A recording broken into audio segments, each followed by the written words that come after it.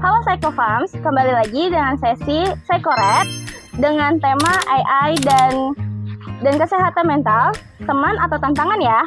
Nah, sebelumnya aku mau memperkenalkan diri. Dengan nama aku itu Najwa Hanifah dari staf Badan Informasi dan Komunikasi sebagai host pada sesi kali ini.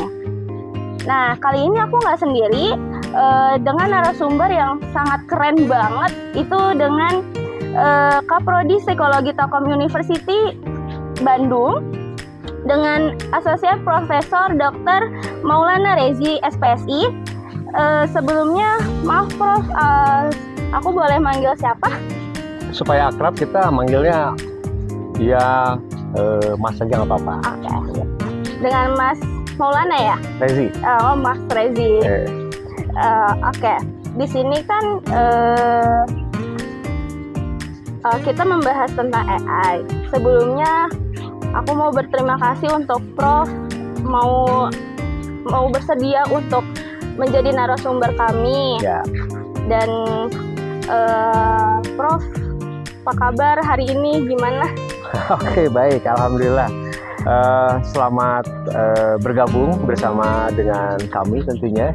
Ini kesempatan, terima kasih banyak ya sudah berkunjung juga ke tempat ke Bandung ya. Dan hari ini alhamdulillah saya sehat, supaya kita lebih akrab aja panggilnya Mas aja, nggak Mas Rezi aja ya, supaya kita juga bisa saling berkenalan dan juga kita lebih senang berdiskusi gitu ya. Jadi bukan memberikan ceramah, bukan memberikan kuliah, tapi kita sharing gitu ya kalau gitu. Ya. Untuk akhir-akhir ini Prof ini lagi kesibukannya apa aja sih? Ya, ya namanya juga kita profesi sebagai psikolog. Ya kebetulan saya psikolog sosial, komunikasi dan media. Kemudian juga sedang diberikan amanah untuk mendampingi satu program studi psikologi. Ini psikologi di Universitas Telkom baru 1 tahun berjalan, dan ya ini menjadi amanah kita bersama, sesama profesi psikologi harus saling mendukung ya. Dan kita sedang menuntaskan banyak pekerjaan terkait dengan akademik ya, kurang lebih seperti itu. Ya. Oke. Menurut Prof sendiri, menurut Mas sendiri, itu tanggapan untuk, kan sekarang masyarakat umum ya seperti yang pekerja atau mahasiswa atau sebagainya, orang-orang yang pekerja lah ya, masyarakat umum ini termasuk orang-orang yang menggunakan AI, apalagi beberapa tahun kebelakangan ini AI itu marak banget, terutama tuh seperti kayak ChatGPT atau Gemini gitu kan, untuk seperti mempermudahkan pekerjaannya. Apalagi kan ada beberapa orang yang seperti curhat atau seperti kayak mau ide-ide dari orang itu pasti dari AI itu sendiri. Nah, menurut dari Profesor Mas Rezi sendiri, kalau misalkan memakai AI itu seperti apa ya? Oke. Sekarang gini Mbak, semua orang itu pasti terkoneksi dengan kemudahannya. Iya. Ketika seseorang itu memiliki kesulitan, memiliki hal yang terdesak, butuh kecepatan, butuh kemudahan, maka alat bantu yang namanya AI saat ini pasti digunakan. Iya. Baik menjadi mahasiswa, baik menjadi karyawan, baik menjadi seorang pekerja gitu ya. Alat bantu yang digunakan pasti menggunakan AI atau yang kita sebut dengan ChatGPT lah kalau begitu ya. Nah, permasalahannya gini. Bagaimana sih tanggapan terkait dengan ChatGPT sekarang untuk mempermudah pekerjaan? Sah-sah saja. Iya. Yang pertama, untuk bisa membuat seseorang menjadi cepat untuk mengambil keputusan, kita bisa menggunakan ChatGPT. Yang kedua, jika kita ingin mendapatkan kemudahan dan pekerjaannya bisa lebih cepat, akses informasinya lebih cepat menggunakan akses AI ChatGPT. Kemudian ada juga yang terkait dengan ketika seseorang itu tidak mau terbuka terhadap orang lain dan interaksi, bisa berkomunikasi dengan ChatGPT. Anonim, kita tidak tahu siapa yang diajak bicara, tapi ya ada jawaban, itu juga butuh respon. Mungkin untuk beberapa tipe kepribadian tertentu lebih senang untuk menggunakan ChatGPT gitu ya. Tapi di sini permasalahannya letaknya adalah dalam konteks apa kemudahan itu. Dalam konteks apa kecepatan itu? Nah, kita perlu bahas lebih lanjut karena tidak semua solusi terselesaikan karena masalah bisa akses ChatGPT. Iya. Apalagi kita di bidang psikologi. Betul. Dibutuhkan ruang-ruang profesional melalui akademik, melalui belajar praktik untuk bisa menumbuhkan kemampuan keterampilan kita dalam mengambil keputusan, mendiagnosis, melakukan treatment, melakukan intervensi. Dan itu adalah proses dari sebuah pertumbuhan yang tidak didapatkan dari ChatGPT gitu ya. Nah ini yang jadi masalah. Konteksnya mau kemana larinya gitu. Tapi perkembangan ChatGPT kita tidak boleh mengatakan bahwa itu boleh atau tidak boleh. Saya rasa itu harus digunakan dalam konteks-konteks tertentu untuk mempermudah pekerjaan, untuk bisa lebih cepat mengambil keputusan. Sah-sah saja. Apalagi buat mengikuti perkembangan zaman ya, Mas. Betul. Dan ketika kita menggunakan dan berhasil menggunakan ChatGPT, artinya kan sebagian pekerjaan kita sudah selesaikan. Iya. Nah, hanya saja di mana letak do and don'ts-nya. Saya hanya mengatakan begini, ChatGPT AI bukan alat untuk menggantikan proses pekerjaan. Betul. Bisa mendukung, tapi tidak bisa menggantikan. Seorang psikolog dengan menggunakan ChatGPT mendukung informasi oke, tapi tidak bisa menggunakan dan menggantikan prosesnya. Itu bilang. Betul sih. Tapi kan kalau misalkan seperti kayak gimana untuk orang-orang yang seperti introvert gitu kan, Ya, biar bisa untuk mau berbuka suara gitu, mereka untuk cerita kepada temannya atau sahabatnya itu seperti apa sih, Mas? ya. Kalau kita melihat dari kepribadian, ada introvert, extrovert. Iya. Orang introvert itu senang untuk mengurung diri, katanya demikian. Iya. Gordon Allport itu kita pernah pelajari bersama-sama pasti kan. Terkait dengan masalah kepribadian, katanya orang ekstrovert itu lebih banyaknya dia akan menyampaikan langsung pada orang lain secara interaksi ya, seperti ini. Betul. Tapi orang introvert itu nggak bisa seperti ini. Biasanya mereka melakukan ruang-ruang privasinya sendiri. Iya. Dia bisa chat sendiri, dia bisa bikin buku diary dan lain-lain. Poinnya hanya satu sebetulnya. Apa yang dilakukan oleh seorang introvert adalah juga sama mengekspresikan. Hanya saja jika menggunakan AI, permasalahannya satu. Mungkin solusinya bisa mendapatkan insight dari jawabannya. Tapi masalah emosional kita tidak bisa mendapatkan dari sisi AI. AI tidak bisa merespon emosi. AI tidak bisa atau ChatGPT tidak bisa mengandung unsur ekspresi. Yang ada adalah kognisi. Wawasan-wawasan Anda menemukan jawaban apapun mungkin bisa dilakukan. Tapi tidak bisa menggunakan perlibatan emosional. Nah itu menjadi masalah. Karena kita punya jiwa karsa, jiwa rasa, jiwa rasio ya. Nah manusia itu kita lengkap loh gengs. Ada rasio, ada rasa, ada ruh. Kalau kita hanya menggunakan rasio, kita bisa menggunakan ChatGPT. Tapi menggunakan rasa, menggunakan ruh ya kita nggak akan bisa. Jadi tidak lengkap semuanya gitu. Apalagi seorang yang ingin curhat, konseling di ChatGPT, wah susah dong.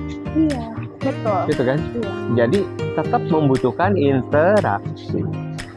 Kepribadian seseorang menentukan bagaimana efektivitas solusinya bisa efektif, kurang lebih begitu.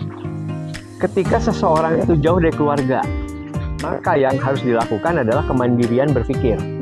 Keluarga tidak memiliki hak untuk memberikan aturan, tapi bisa mendukung keputusan-keputusan dari setiap anaknya. Gitu. Maka seorang anak itu bukan hanya membutuhkan orang tua karena nasihatnya, tapi butuhnya dukungan. Nah, yang utama adalah ketika dalam keadaan rapuh, apapun itu, siapapun itu, keluarga itu harus mendukung. Dan kita sedang haus akan dukungan dari keluarga. Boleh jadi mungkin masalahnya berbeda. Boleh jadi mungkin keputusan berbeda dari orang tua. Yang diutamakan adalah bahwa orang tua harus memberikan dukungan. Intinya adalah ketika dalam keadaan tidak sehat atau kesehatan mentalnya terganggu, maka yang diutamakan adalah dukungan dulu. Baru solusi. Iya. Kalau solusi tanpa dukungan juga sampai. Jadi poin utama adalah dukung. Kita akan membantu, setelah itu baru masuk solusi. Kurang lebih begitu. Berarti kalau misalkan kalau misalkan kita untuk kayak seperti kita tuh rapuh atau seperti apa, berarti kita mau gak mau tuh harus terbuka dengan keluarga ya? Ya, ada jenis-jenis keluarga yang bisa memberikan solusi karena keterbukaannya. Iya. Tapi ada juga beberapa keluarga yang tidak memberikan solusi. Oleh karena itu, keputusan diambil oleh anaknya sendiri. Termasuk setiap manusia berbeda-beda memiliki tipe gaya keluarga. Kalau kita melihat dari konsep ada Diana Baumrind, masih ingat atau tidak? Ada keluarga authoritarian, autoritatif, permissive, dan indulgent atau neglectful. Kalau dalam komunikasi ada yang namanya konsensual, pluralistik, protektif, dan laissez-faire. Nah, keempat itu adalah apa? Karakteristik setiap manusia dibentuk oleh keluarga. Pola asuh menentukan, tapi yang menentukan adalah kedewasaan berpikir. Karena kedewasaan berpikir adalah salah satu bentuk agar bisa memahami keluarga itu. Tapi kalau misalkan dari keluarganya seperti kurang mendukung, apalagi kan sekarang banyak banget tuh yang seperti keluarganya tuh pisah gitu. Sedangkan mereka tuh memang benar butuh banget dan tidak ada seperti teman dekat atau keluarga, itu mereka harus kayak gimana? Akhirnya larinya kayak ayah chatting ya. Iya, pasti begitu kan. Manusia dalam keadaan sadar pasti memiliki kemampuan untuk mengambil keputusan dan berpikir. Teman-teman psikologi di seluruh Indonesia, kita tahu ilmunya, tapi kita juga harus tahu bagaimana mendudukan ilmu dalam masalah pribadi. Kapan mendudukan itu? Ketika seseorang membutuhkan kasih sayang orang tua dan orang tua tidak hadir, saat itu apa yang dilakukan? Dia akan mencari kasih sayang di luar keluarga. Betul. Ya. Di mana mereka akan mencari adalah di kawan sebayanya, lingkungan terdekatnya. Apakah kita lantas akan membenci keluarga? Tentunya tidak. Iya. Karena keluarga juga sedang dalam proses tumbuh dan kita masuk ke dalam keadaan di mana keluarga rapuh, namun juga dalam proses tumbuh. Jadi poinnya adalah kita tidak bisa menyalahkan keluarga, tidak bisa menyalahkan diri sendiri. Betul. Tapi kita harus sama-sama bersama-sama dengan keluarga untuk tumbuh, yang kita namakan resilience. Nah, resilience itu adalah ketahanan. Jadi ketahanan bukan hanya di keluarga, tapi di pribadi, personal resilience. Kita mampu menggunakan personal resilience jika apa? Jika kita bisa banyak mengatakan sesuatu kepada orang luar, sehingga kita menjadi terbantu. Iya, betul. Kalau kita masuk ke dalam tanah keluarga yang sedang rapuh, bahayanya kita jadi ikut rapuh. Betul. Jadi berikan kesempatan bagi orang tua untuk menata agar bisa tahan, dan kita pun berdamai dengan diri kita untuk bisa menata diri kita memiliki tujuan yang sama dengan yang diharapkan oleh keluarga. Iya, betul. Ya. Iya. Kalau misalkan dalam lingkup kerja sebagai psikolog, AI itu nantinya bakal menggantikan nggak sih untuk peran psikolog itu sendiri? Ya, saya harus tegas mengatakan bahwa dalam kepakaran saya di psikologi komunikasi dan media, saya harus tegas mengatakan bahwa AI tidak bisa menggantikan manusia. AI hanya bisa mendukung proses kerja agar bisa efektif, seperti penjadwalan, seperti mungkin membuat draft, dan lain-lain. Tapi kemampuan mengambil keputusan tetap berada dalam manusia yang memiliki fungsi psikisnya. Manusia punya kognitif, AI juga punya fungsi kognitif. Kalau manusia fungsi kognitifnya adalah natural, kalau AI fungsi kognitifnya adalah dibuat. Nah, kenapa dibuat? Karena kita memasukkan unsur AI, unsur kognisi, algoritma, pikiran itu adalah menginstalkan dalam sebuah mesin. Sehingga mesin itu hanya kita tinggal get dan kita tinggal call gitu ya. Kalau manusia itu kan banyak sekali masalahnya. Dan dia bisa berpikir. Poinnya adalah hanya bisa mendukung saja prosesnya, tidak bisa menggantikan. Baik itu dalam sisi apalagi penafsiran, interpretasi. Manusia banget itu, nggak bisa menggunakan AI. Gitu ya. AI hanya bisa untuk mengingatkan, tapi manusia yang berpikir untuk mengambil keputusan. Gitu. Berarti kalau misalkan untuk AI sendiri ini berarti gak bisa menggantikan secara emosional ya?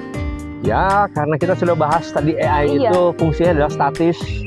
Semua kamus ada, tapi tidak bisa melibatkan perasaan, tidak bisa melibatkan ekspresi perasaan, melibatkan sisi emosional, dan saya rasa curhat kepada AI bukan waktu yang tepat ya. Iya, betul. Begitu. Karena pasti jawabannya pasti ada jawaban dan tidak bisa mengkoreksi gitu ya. Kurang lebih gitu.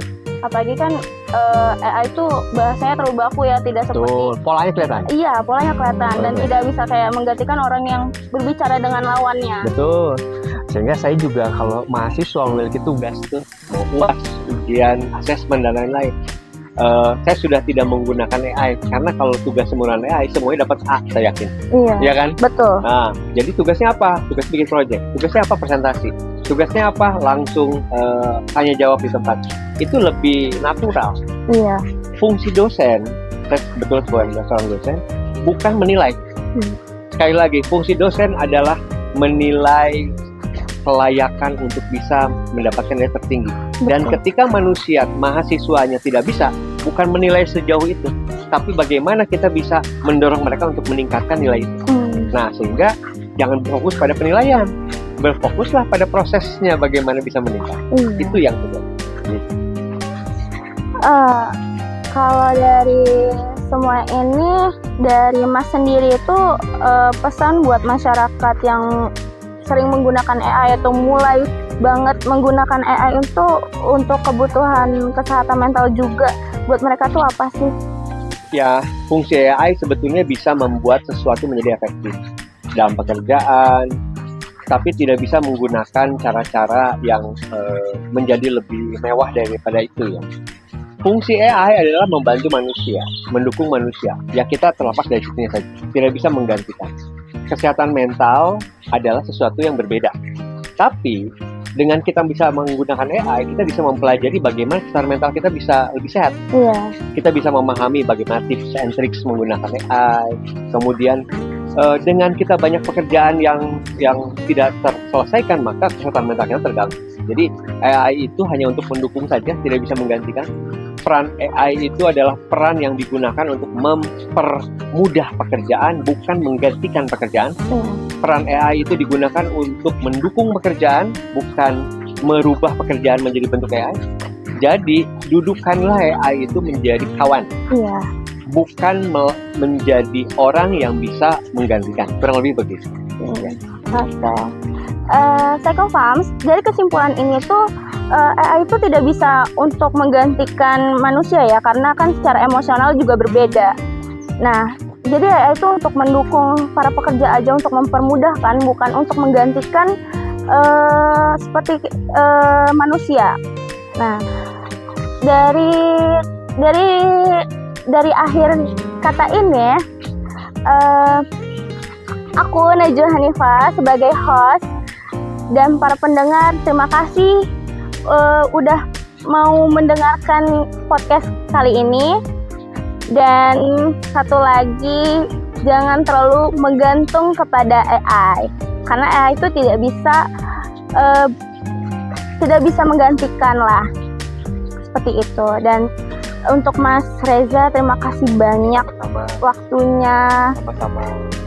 Mudah-mudahan kita menjadi manusia yang betul-betul manusia, yang tidak menggantikan dengan robot dan mesin. Kita harus terus asah otak kita agar menjadi manusia, supaya kita tidak tergantikan oleh mesin. Oke, seperti itu teman-teman. Terima kasih telah mendengarkan. Sampai jumpa di lain sesi berikutnya. Dadah.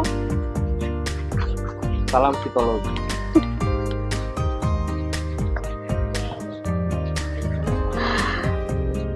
Oke.